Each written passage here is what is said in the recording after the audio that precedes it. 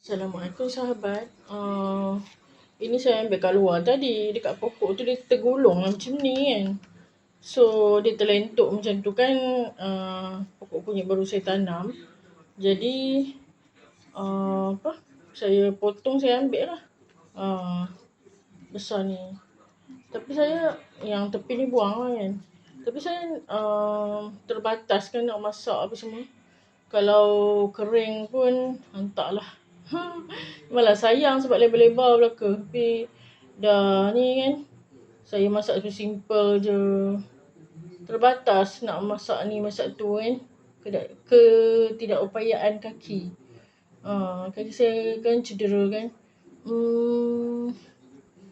Yang hari tu ada yang kecil-kecil tu dah kecut dah. Separuh dah kecut dah. Tapi tak apalah. Nak macam mana lagi.